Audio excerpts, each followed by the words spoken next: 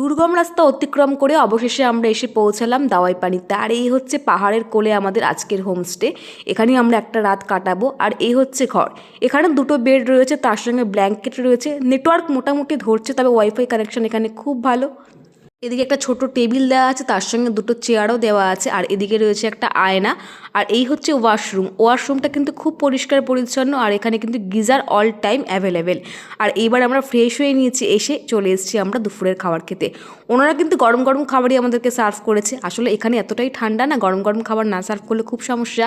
ভাত তো রয়েছে, তার সঙ্গে স্যালাড। আর এই প্রথমবার পাহাড়ে খাচ্ছি আমি স্কোয়াশের তরকারি, খুব ভালো লেগেছে খেতে। তার সাথে রয়েছে ডাল, আলু সিদ্ধ মাখা, আর রয়েছে ডিমের কারি। ওনারা দুপুরে এখানে ডিমটাই দেন, আর রাতে দেন দেশি চিকেন। এটাই হচ্ছে হোমস্টেতে বেশিরভাগ দিয়ে থাকে। তবে আমাদের দুজনেরই তো বড় বড় হোটেলের থেকে এইরকম হোমস্টের খাবারগুলো খুব ভালো লাগে। যারা পাহাড়ে গেছো আর এরকম হোমস্টেতে খেয়েছো তারাই একমাত্র জানে স্বাদ কতটা। আমরা চলে এসেছি এবার আমাদের ঘরে। আর আমাদের ঘর থেকে এই হচ্ছে বেলকুনি থেকে এই হচ্ছে কাঞ্চনজঙ্ঘা। তবে এখন অনেকটাই মেঘে ঢেকে গেছে। ধরতে আমরা কাঞ্চনজঙ্ঘা আরও অনেক বেশি ক্লিয়ার দেখেছিলাম, তবে যত সময় যাচ্ছে আমরা যেন কাঞ্চনজঙ্ঘাকে পিছনে ফেলে আসছি। আমি এই হোমস্টের নাম্বার আর এই হোমস্টের নাম আমি সবটা ডিসক্রিপশন বক্সে দিয়ে দেবো, তোমরা দেখে নিও। বাইক কিন্তু নিজের হোমস্টেতে পার্কিং করারই জায়গা রয়েছে।